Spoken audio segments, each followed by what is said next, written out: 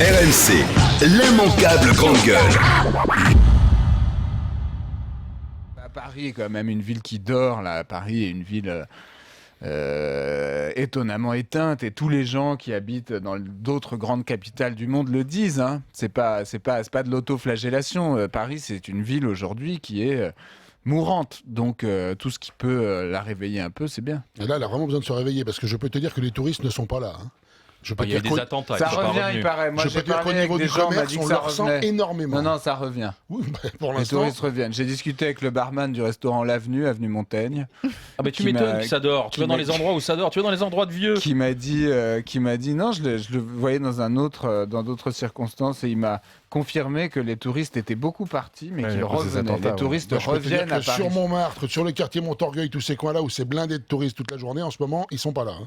Ça, c'est parce que c'est conjoncturel. En même temps, la France, là, l'autre jour, des touristes chinois à Marseille se sont vus caillasser leur bus parce que des Marseillais avaient pris leur bus pour un bus du PSG. Mais je veux dire, non, mais c'est quand même ça aujourd'hui, la France. Tu prends le bus à Marseille, t'es chinois, on te prend pour un mec du PSG. Tu ne sais même pas ce que c'est que le PSG, tu te prends quand même des pierres sur ton bus.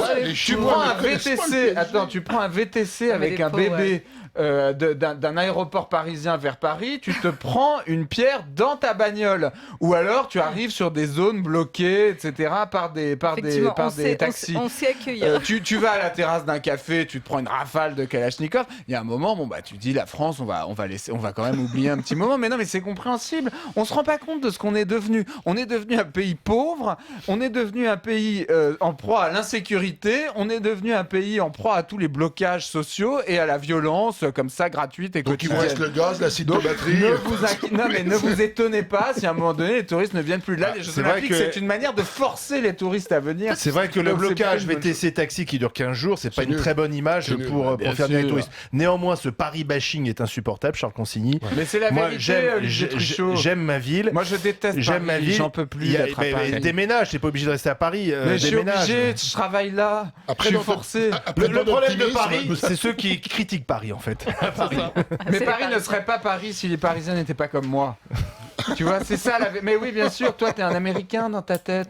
T'es là, tu trouves que tout est bien, t'es positif. Ah non, moi je suis le un premier vrai à dire que c'est une ville qui est sale. Je suis un vrai Parisien, je me plains, je gueule tout le temps. Tu m'entendrais au volant de mon scooter. Personne ne profère plus d'injures dans une journée. C'est à cause de toi que La les touristes ne veulent pas venir. Si tu veux, ils ne veulent pas venir côtoyer des gens comme toi. Des insultes. Ça fait partie du folklore parisien.